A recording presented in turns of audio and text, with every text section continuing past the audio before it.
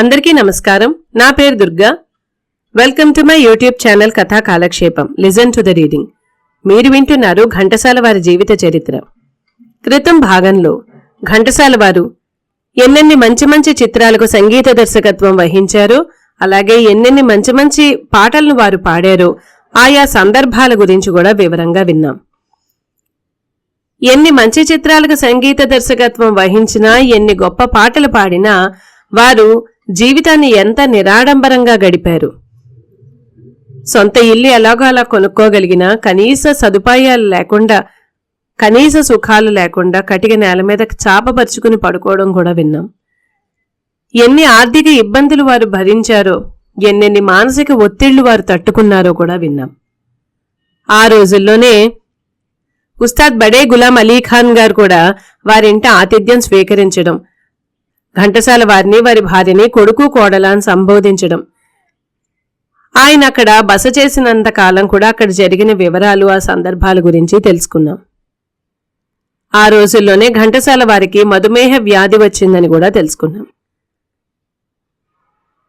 ఘంటసాల వారి జీవిత చరిత్ర ఇకపైన ఇలా కొనసాగుతోంది. సత్యహరిశ్చంద్రలో పాటలు పద్యాలు పాడడంలోనూ పాడించడంలోనూ ప్రయత్న లోపం లేకపోయినా, అంతకుముందు రంగస్థలం మీద ప్రసిద్ధాలైన పద్యాలు నిర్మాతలకు అందుబాటులో లేకపోవడం వల్ల ఇంచుమించు అలాగే వినిపించే పద్యాలున్నా ఆ చిత్రం కొంత నిరాశ కలిగించింది. తాగడం మైకం పాటలు పాడడానికి ఘంటసాల దేవదాసుతో సాధించిన ముద్ర వల్ల అడపాదడపా అటువంటి పాటలు ఆయన కోసమే రాయించిన సందర్భాలు ఉన్నాయి. అటువంటి మత్తు పాట ఒకటి మనుషులు మమతలు చిత్రంలో పాడారాయన. ప్రేమించి చూడు చిత్రంలో జగ్గయ్య గారికి ఘంటసాల పాడగా, పిబి శ్రీనివాస్ గారు అక్కినేని నాగేశ్వరరావు గారికి పాడారు. ఆ చిత్రం టైటిల్స్ లో ఘంటసాల పేరు పిబి శ్రీనివాస్ గారి పేరు కింద కనిపిస్తుంది. 1965లో ఘంటసాల ఇద్దరు కొత్త కథానాయకులకు నేపథ్యగానం చేశారు. ఆ కథానాయకులు కృష్ణగారు, శోభనబాబు గారు. కృష్ణగారిది తేనె మనసుల సినిమా, శోభనబాబు గారిది వీరాభిమన్యు సినిమా. అన్ని రకాల పాటలకు ఘంటసాలను వాడుడు అని ఘంటసాల ఎప్పుడూ ప్రచారం చేసుకోలేదు. 1966లో విడుదలైన చిత్రాలలో ఆయన పాడిన పాటలు పద్యాలు వింటే ఏ రకమైన పాటలైనా ఆయన ఎంత హాయిగా పాడతారో తెలుస్తుంది. మచ్చుక్కు 2 పౌరాణికాలు, శ్రీకృష్ణ పాండవీయం, శ్రీకృష్ణ తులాభారం, చరిత్రకాని చారిత్రకాలు, శ్రీకాకుళ ఆంధ్ర మహావిష్ణువు కథ, భక్త పోతన సాంఘికాలు, ఆత్మగౌరవం, సంగీత లక్ష్మి, మనసే మందిరం, ఆస్తిపర్లు, గూఢచర్యం నేపథ్యంలో తీసిన గూఢచారి 116, జానపదం, పరమానందయ్య శిష్యుల కథ, ఆయన మైకం పాట వినిపించిన చిత్రం నవరాత్రి. పరమానందయ్య శిష్యుల కథ, పాదుకా పట్టాభిషేకం అనే ఒక్క పాట తప్ప శకుంతల ఆయన సంగీత దర్శకత్వంలో వెలువడిన చిత్రాలు. గూఢచారి 116లో హుషారు పాటలు పాడినవారే మనసే మందిరంలోని బరువు పాటలు, శ్రీకృష్ణ తులాభారంలోని పద్యాలు పాడారంటే ఆశ్చర్యం అనిపిస్తుంది. ఆ మాట ఆయనతో అంటే వాళ్ళు పాడమని పిలుస్తున్నారు, నేను నా శక్తి కొద్దీ పాడుతున్నాను అంతే అని మామూలుగా సమాధానం చెప్పారు. 1967 ఘంటసాల సంగీత చరిత్రలో ఒక మరుపురాని సంవత్సరం. ఆ ఏడాది ఆయన సంగీత దర్శకత్వంలో 7 చలనచిత్రాలు వెలువడ్డాయి. ఆయన పాడిన అద్భుతమైన పాటలు పద్యాలు ఉన్న చిత్రాలు ఆ ఏడాది విడుదలయ్యాయి. ఘంటసాల సంగీత ప్రస్థానంలో కలికితురాయి అనదగ్గ చిత్రం రహస్యం. ఈ చిత్రం 1967లోనే విడుదలైంది. 1967లో ఘంటసాల సంగీత దర్శకత్వంలో విడుదలైన తక్కిన చిత్రాలు దోషి, పుణ్యవతి, పెద్దక్కయ్య, భువనసుందరి కథ, వీరపూజ, స్త్రీ జన్మ. ఈ చిత్రాలలోని చాలా పాటలు ఘంటసాలకు మంచి పేరు తెచ్చిపెట్టాయి. ఆయన గాత్రంలోని వైవిధ్యాన్ని, ఆయన స్థాయిని అర్థం చేసుకోవడానికి వీలు కల్పించే పాటలు పద్యాలు ఉన్న చిత్రంలో రహస్యం, రంగుల రాట్నం, శ్రీకృష్ణ అవతారం, నిర్దోషి, పూల రంగడు, ఉమ్మడి కుటుంబం, అగ్గిదొర, ప్రాణమిత్రులు ముఖ్యమైనవి. చాలా ఏళ్ల తర్వాత ఆయన భానుమతి గారితో గృహలక్ష్మి చిత్రం కోసం పాటలు పాడారు. 1967లో తెలుగు చిత్రసీమకు పరిచయమైన ఎస్పి బాలసుబ్రహ్మణ్యం పాట విని ఆశీర్వదించారు ఘంటసాల. 1968లో ఘంటసాల సంగీత దర్శకత్వంలో గోవుల గోపన్న, చుట్టరికాలు, జీవిత బంధం చిత్రాలు వెలువడ్డాయి. గాయకుడు ఘంటసాల కీర్తిని పెంచిన పాటలు, పద్యాలు ఉన్న వీరాంజనేయ, రాము, అమాయకుడు, లక్ష్మీ నివాసం, బంగారు గాజులు మొదలైన చిత్రాలు 1968లో విడుదలయ్యాయి. 1968 మార్చి 16 నాడు సముద్రాల రాఘవాచార్య మరణించారు. తమను చలనచిత్రాలకు పరిచయం చేసి తమను సొంత కొడుకులా చూసిన సముద్రాల మరణం ఘంటసాలకు తీవ్ర సంతాపం కలిగించింది. సముద్రాల రాఘవాచార్య ఘంటసాలను ఎంతో ఆత్మీయంగా ఒరేయ్ అని పిలిచేవారు. 1968లో ఘంటసాల అస్వస్థతతో హైదరాబాద్లోని బషీర్బాగ్ రాజ్భవన్లో చికిత్స పొందుతున్న బడే గులాం అలీఖాన్ గారిని చూడడానికి వెళ్లారు. ఖాన్ సాహెబ్ గారిని చూడగానే ఘంటసాల దుఃఖం పట్టలేకపోయారు. 1968 ఏప్రిల్లో ఖాన్ సాహెబ్ గారి మరణ వార్త ఘంటసాలను కుదిపేసింది. 1968లో చాలా రోజుల తర్వాత నేను సినిమాలో కనిపిస్తాను అని ఘంటసాల తమ సన్నిహితులకు చెప్పారు.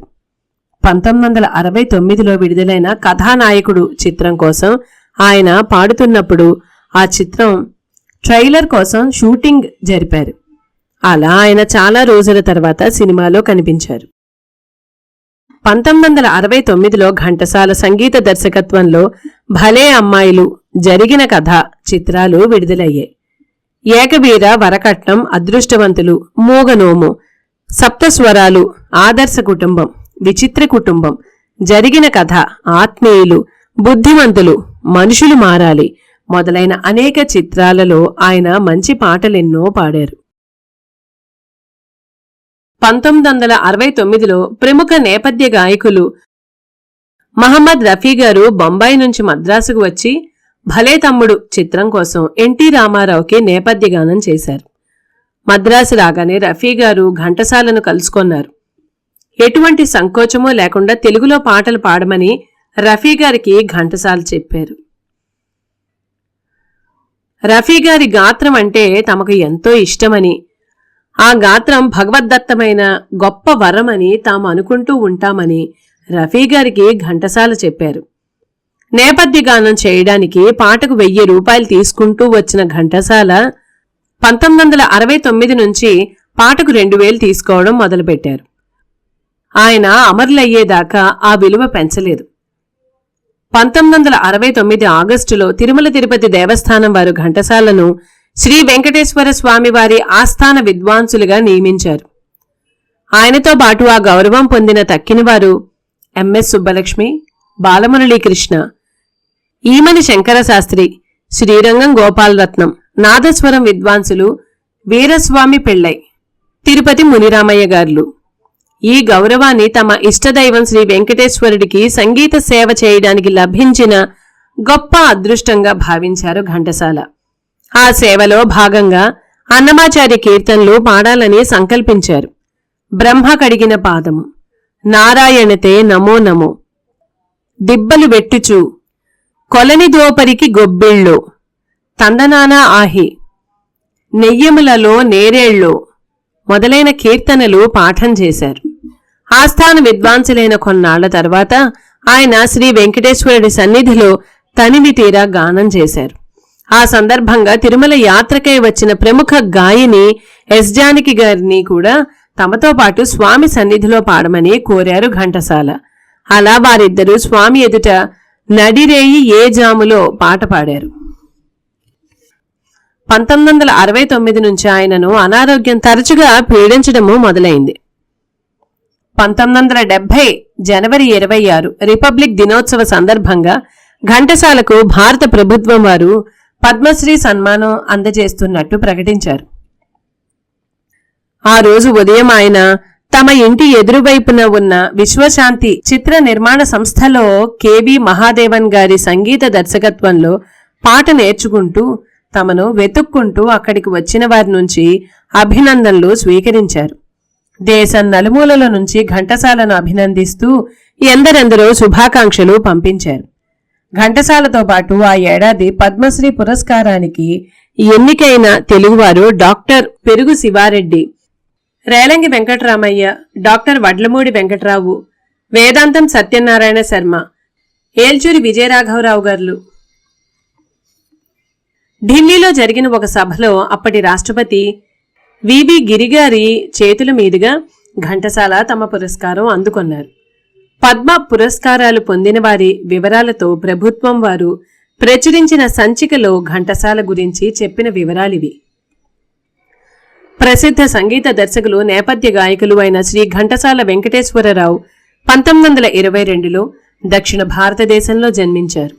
విజయనగరం మహారాజా కళాశాలలో కర్ణాటక శాస్త్రీయ సంగీత అభ్యాసం చేసి త్వరలోనే ఆ కళలో నిష్ణాతులయ్యారు. అయితే ఆయనకు పేరు తెచ్చింది మాత్రం చలనచిత్ర ప్రపంచమే. ఆయన దాదాపు 100 చిత్రాలకు సంగీత దర్శకత్వం వహించారు. 4 దక్షిణ భారత భాషల్లో 8500 పాటలకు పైగా పాడారు. శ్రీ వెంకటేశ్వరరావు గారు ఎన్నో ప్రజోపయోగ కార్యక్రమాలకు, సేవా సంస్థలకు, ధార్మిక సంస్థలకు తమ సంగీత కార్యక్రమాల ద్వారా నిధులు సేకరించి ఇచ్చారు. ఇటీవలే ఆయనను తిరుమల తిరుపతి దేవస్థానం వారు 3 ఏళ్ల పాటు తమ ఆస్థాన విద్వాంసులుగా నియమించారు. 1945 ప్రాంతాల్లో ఘంటసాల 2000 రూపాయలకు ఇన్సూరెన్స్ చేయించుకున్నారు. 1969లో ఇన్సూరెన్స్ కంపెనీ వారు ఆయనకు 3000 రూపాయలు చెల్లించారు. ఘంటసాలకు చాలా రోజుల నుంచి కాశీ యాత్ర చెయ్యాలని ఉండేది. ఇన్సూరెన్స్ డబ్బులతో కాశీ యాత్ర చేద్దామనుకున్నారు ఆయన. 1970లో ఆయనకు కలకత్తాలో సన్మానం ఏర్పాటు చేశారు. అప్పుడు కలకత్తా నుంచి కాశీ వెళ్లడానికి ఏర్పాట్లు చేయించుకున్నారు ఘంటసాల. 15 రోజుల్లో కాశీ, గయా, ప్రయాగ యాత్రలు చేయాలని నిర్ణయించారు ఘంటసాల. ఆ రోజుల్లోనే ఎన్టీ రామారావు గారు తల్లా పెళ్ళామా చిత్రం మొదలుపెట్టారు. ఘంటసాల కాశీ యాత్ర సంగతి తెలిసి రామారావు గారు ఘంటసాలతో, మీ పాటతో మా పని మొదలుపెట్టడం నాకు సెంటిమెంట్ అని మీకు తెలుసు కదా మాస్టారు, మీరు లేకపోతే ఎలాగా అన్నారట. తర్వాత వీలు వెంబడి తాము ఘంటసాల కుటుంబ సమేతంగా కాశీయాత్ర చేయవచ్చునని సూచించారట. కలకత్తా వెళ్లి సన్మానం చేయించుకున్న ఘంటసాల కాశీ ప్రయాణం మానుకుని మద్రాస్ తిరిగి వచ్చారు. లవకుశ చిత్రం విడుదలయ్యాక ఘంటసాల ఒకసారి తమ తమ్ముడు సదాశివుడు గారిని, తమ ఇంట్లో పనిచేసే కృష్ణ గారిని తీసుకుని ఊటీ వెళ్లి వారం రోజులు గడిపి వచ్చారు.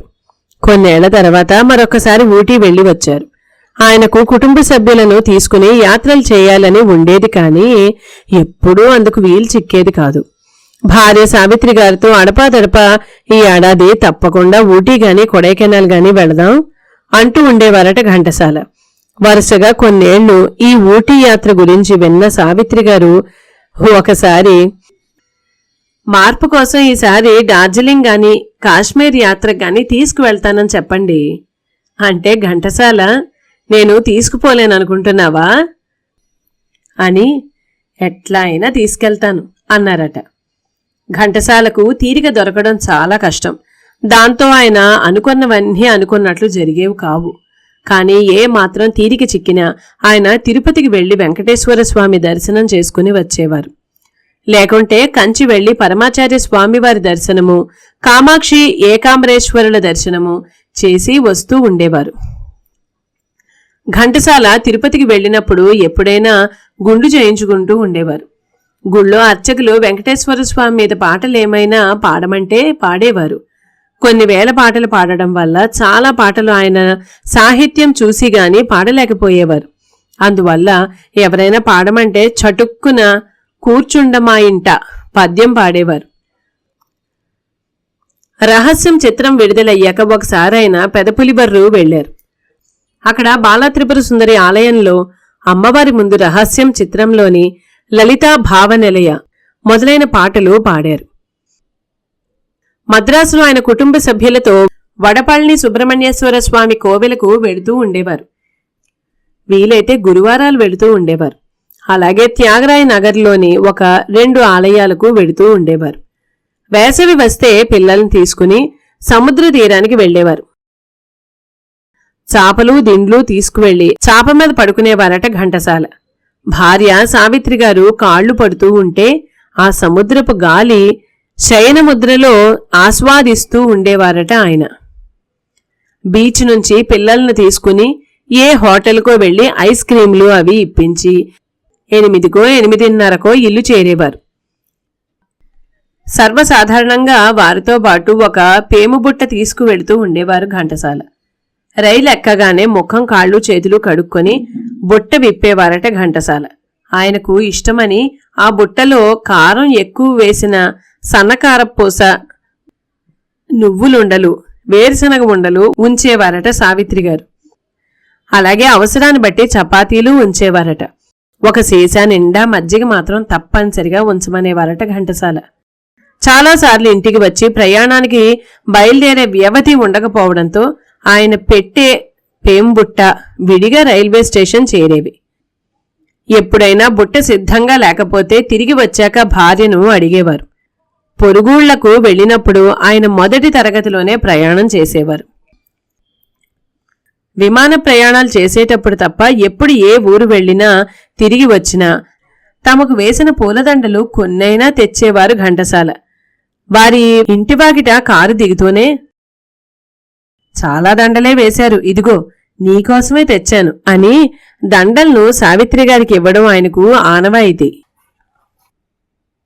పిల్లలకు శాస్త్రోక్తంగా బారసాల, నామకరణం, అన్నప్రాసన వంటివి చేసిన ఘంటసాల వాళ్లకు విడిగా అక్షరాభ్యాసం అంటూ చేయించక మంచి రోజు చూసి బడిలో చేర్పించేవారు. పిల్లల పాఠశాలలకు వెళ్లి వాళ్ల గురించి తెలుసుకునేంత వ్యవధి ఉండేది కాదు ఆయనకు. అయితే పిల్లల ప్రోగ్రెస్ రిపోర్ట్లు వచ్చినప్పుడల్లా వాటిని చూసి వాళ్ల చదువు గురించి అడిగి తెలుసుకుంటూ ఉండేవారు ఆయన. 1968 నవంబర్లో ఘంటసాలకు మాతృవియోగం కలిగింది. ఆయన తల్లిగారి మరణవార్త వినగానే తమ్ముడి భార్య, తమ మేనకోడలే, ఆమెను వెంటబెట్టుకుని చౌటపల్లి బయలుదేరారు. తమ రికార్డింగ్ కార్యక్రమాలకు సంబంధించిన వివరాలు సావిత్రి గారికి చెప్పి సంగీత దర్శకులకు, నిర్మాతలకు తమ పరిస్థితి వివరించి వారం రోజుల్లో చౌటపల్లి రమ్మని వెళ్లారు ఘంటసాల. విజయవాడలో దిగగానే ఘంటసాలను కారులో చౌటపల్లి చేర్చడానికి ఎన్టీ రామారావు గారు ఏర్పాట్లు చేశారు. 12 రోజులు చౌటపల్లిలో ఉండి తల్లిగారి అపర కార్యాలన్నింటినీ ముగించుకొని మద్రాసు తిరిగి వచ్చారు ఘంటసాల. మద్రాసు నుంచి కదిలే వీలు లేకపోవడం వల్ల తల్లిదండ్రుల ఆబ్దికాలు మద్రాసులోనే తప్పనిసరిగా పెడుతూ ఉండేవారు ఘంటసాల. 1970 ఫిబ్రవరి 1 సాయంకాలం 6 గంటలకు హైదరాబాద్ లాల్ బహదూర్ స్టేడియంలో తెలుగు చలనచిత్ర పరిశ్రమ అంతా సమావేశమైనట్లు కనిపించింది. 30,000 మందికి పైగా పాల్గొన్న ఆ సందర్భం ఘంటసాల చలనచిత్ర జీవిత రజతోత్సవ సభ. 25 సంవత్సరాలుగా నేపథ్య గాయకుడిగా, సంగీత దర్శకుడిగా పేరు ప్రఖ్యాతులు గడించిన ఘంటసాలను గౌరవించడానికి అప్పటి ఆంధ్రప్రదేశ్ రాష్ట్ర ముఖ్యమంత్రి కాసు బ్రహ్మానందరెడ్డి గారి అధ్యక్షతన జరిగిన ఆ సభ తర్వాత జరిగిన సంగీతోత్సవము ఎంతో ప్రత్యేకమైనవి. తెలుగు చలనచిత్ర చరిత్రలో అంత పెద్ద ఎత్తున సంగీతోత్సవం జరగడం బహుశా అదే మొదలు కావచ్చు. ఘంటసాల చలనచిత్ర జీవిత రజతోత్సవ సంఘానికి అప్పట్లో రాష్ట్రంలో రెవెన్యూ శాఖ మంత్రిగా ఉన్న పెద్దిరెడ్డి తిమ్మారెడ్డి గారు అధ్యక్షులు, రాష్ట్ర సమాచార శాఖ మంత్రి అక్కిరాజు వాసుదేవ్ గారు, ప్రధాన కార్యదర్శి పి రామచంద్రారెడ్డి గారు ఉపాధ్యక్షులు, అప్పటి ఆంధ్రప్రదేశ్ క్రీడా అధ్యక్షులు రాజా ఏ రామచంద్రారెడ్డి గారు కోశాధికారి, చలనచిత్ర నిర్మాత ఆర్వి రమణమూర్తి గారు కార్యదర్శి. ఘంటసాల రజతోత్సవ సభ ప్రముఖ సంగీత దర్శకులు సాలూ రాజేశ్వరరావు గారి వినాయక ప్రార్థనతో మొదలయ్యింది. ఆర్వి రమణమూర్తి గారు సభాసదులందరికీ స్వాగతం పలికారు. రజతోత్సవాన్ని ప్రారంభించిన వారు ప్రముఖ హిందీ నటులు, దర్శకులు, నిర్మాత అయిన దేవానంద్ గారు. ఘంటసాల పేరు ప్రఖ్యాతలు ఒక్క ఆంధ్రప్రదేశానికే పరిమితం కావు. ఆయనకు భారతదేశమంతటా గొప్ప గాయకునిగా పేరు గుర్తింపు ఉన్నాయి అన్నారు దేవానంద్ గారు. రజతోత్సవ సంఘం పక్షాన ప్రముఖ హిందీ నటి వహీదా రెహమాన్ గారు ఘంటసాలకు ఒక వీణను బహూకరించారు. ఘంటసాల చాలా గొప్ప గాయకులని, అటువంటి మహామహుడి సన్మాన సభలో పాల్గొనడానికి తమకు అవకాశం లభించడం తమ అదృష్టమని ఆమె చెప్పారు. ఆమె ఉపన్యాసం తెలుగులోనే సాగింది. ప్రముఖ చలనచిత్ర నిర్మాత పంపిణీదారు అయిన సుందర్లాల్ నహతా గారు ఘంటసాలకు సన్మాన పత్రం అందజేశారు. ఆ తర్వాత అక్కినేని నాగేశ్వరరావు గారు, ఎన్టీ రామారావు గారు, జగ్గయ్య, కాంతారావు గారు ఘంటసాలకు శాలువాలు కప్పి సత్కరించారు. ఘంటసాలకు పూలమాలలు వేయడానికి, శాలువాలు కప్పడానికి చలనచిత్ర ప్రముఖులెందరో బార్లు తీరి నిలబడడం ఆ సభలో విశేషం. ఎన్టీ రామారావు, నాగేశ్వరరావు, బిఎన్ రెడ్డి, జగ్గయ్య, ముఖ్యమంత్రి కాసు బ్రహ్మానందరెడ్డి గారు ఘంటసాలను అభినందిస్తూ ప్రసంగాలు చేశారు. సర్వకాల సర్వావస్థల్లోనూ బాధిత హృదయాల పట్ల కరుణతో నిండిపోయే హృదయం ఘంటసాల వారిది. ఆయన కళాకారులే కాదు, ప్రజాసేవకులు కూడా. తమకు అబ్బిన కళను ఘంటసాల పారమార్థిక చింతనతో ప్రజాసేవకు, సమాజ సేవకు వినియోగించారు. నేను ఏ ప్రజాహిత సత్కార్యం తలపెట్టినా నేనూ ఉన్నాను అంటూ ఆయన నాకు ప్రోత్సాహం ఇచ్చి నాకు కుడిభుజంగా నిలిచారు అన్నారు ఎన్టీ రామారావు గారు.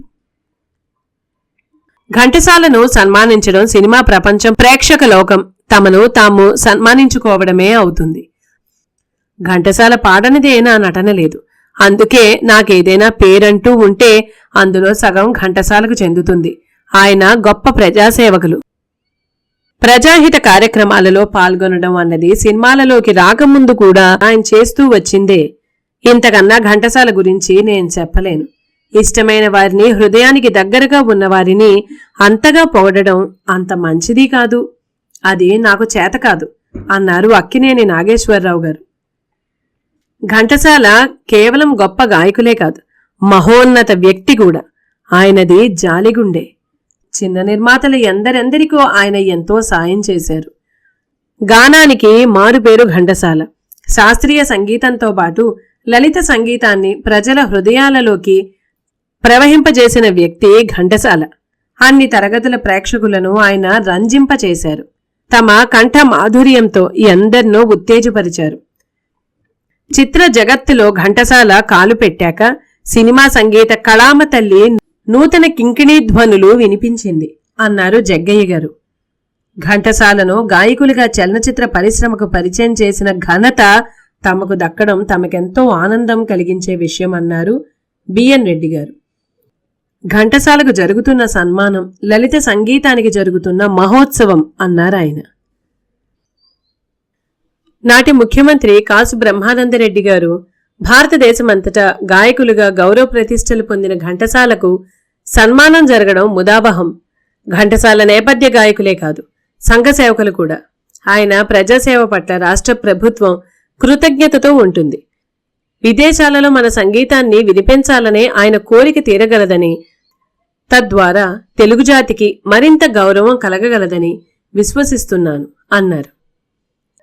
తమ అభ్యుదయానికి దోహదం చేసిన తమ మేనమామ ర్యాలీ పిచ్చయ్య గారికి ఘంటసాల ఆ రజతోత్సవ సభా వేదిక మీద పాదపూజ చేశారు.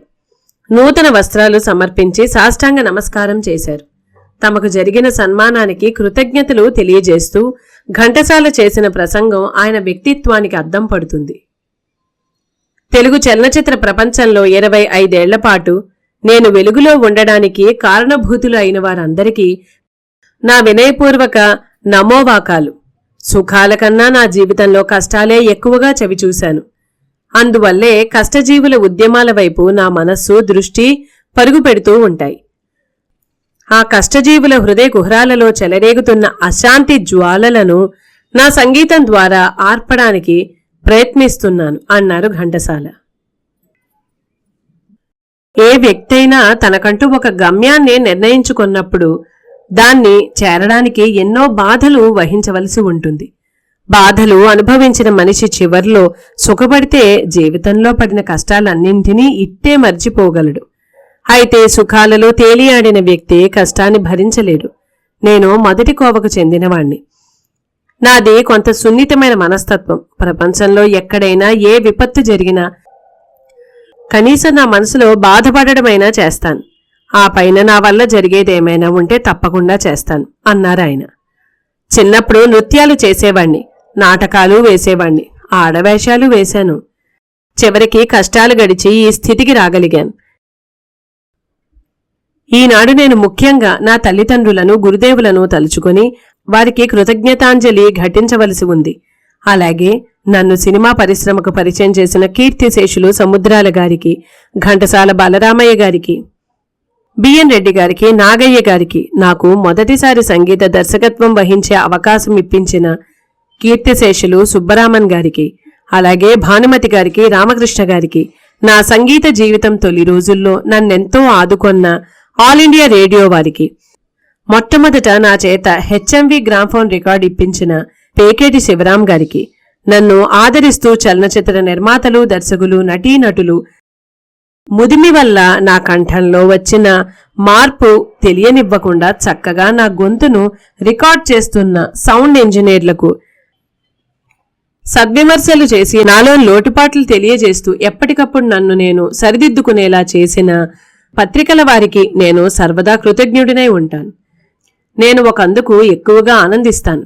నేను అన్ని వయసుల పాత్రలకు నేపథ్యగానం పాడాను. ఆ పైన తెలుగునాటి కవులందరి పాటలు పాడాను.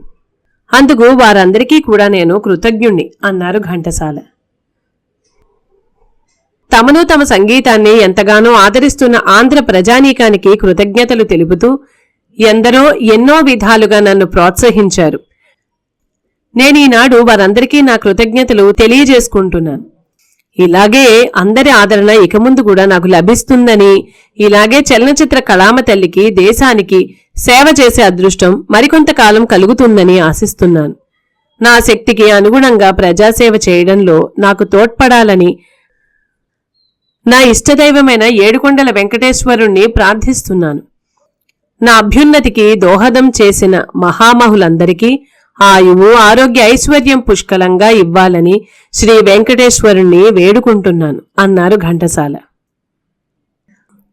ఘంటసాల చలనచిత్ర రజతోత్సవ సంఘం పక్షాన రాష్ట్ర మంత్రి అక్కిరాజు వాసుదేవరావు గారు వందన సమర్పణ చేయడంతో సన్మాన కార్యక్రమం ముగిసింది. ఆ తర్వాత సంగీత కార్యక్రమం మొదలైంది.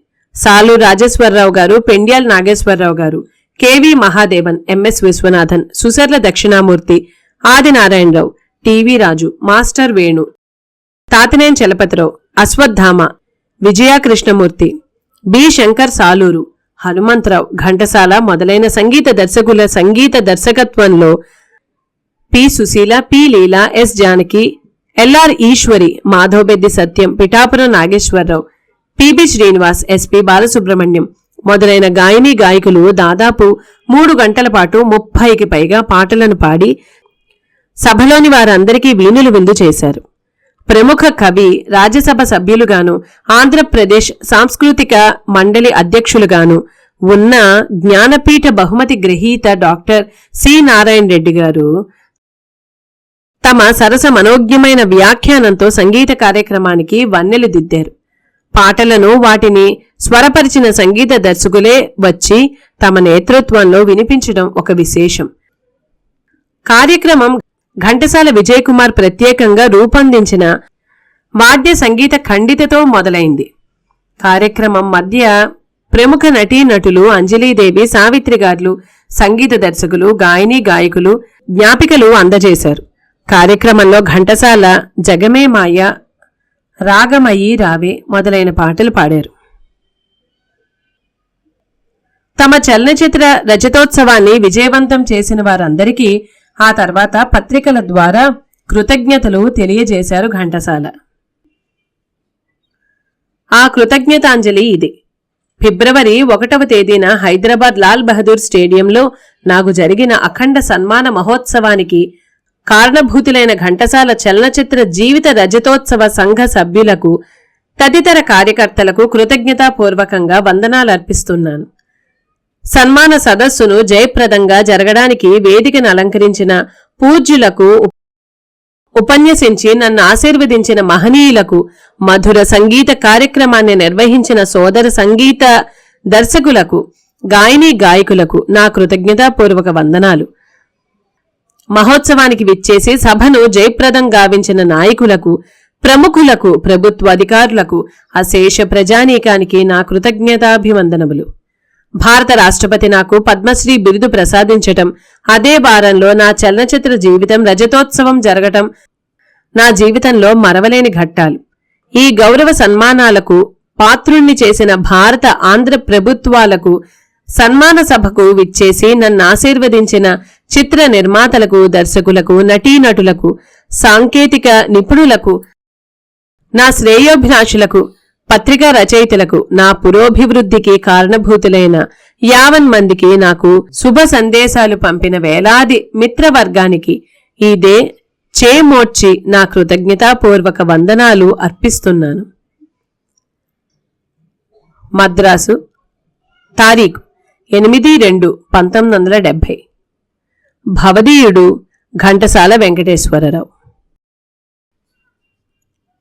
నేటికి ఇక్కడితో ఈ భాగాన్ని ముగిస్తున్నానండి. నేను చదివిన విధానం మీకు నచ్చినట్లయితే లైక్ చేయండి, షేర్ చేయండి. ఇప్పటిదాకా నా ఛానల్ని సబ్స్క్రైబ్ చేసుకుని వాళ్ళు ఎవరన్నా ఉంటే దయచేసి మరిన్ని మంచి మంచి పుస్తకాలు వినడానికే సబ్స్క్రైబ్ చేసుకోమని మనవి చేసుకుంటున్నాను. మీ అమూల్యమైన అభిప్రాయాలు కామెంట్స్ రూపంలో తెలియజేయగలరు. అలాగే వీడియో అప్లోడ్ చేయగానే మీకు నోటిఫికేషన్ రావాలంటే పక్కనున్న బెల్ ఐకాన్ క్లిక్ చేయగలరు. మళ్ళీ తరువాయి భాగంతో మీ ముందుకొస్తాను. అంతవరకు నమస్కారం.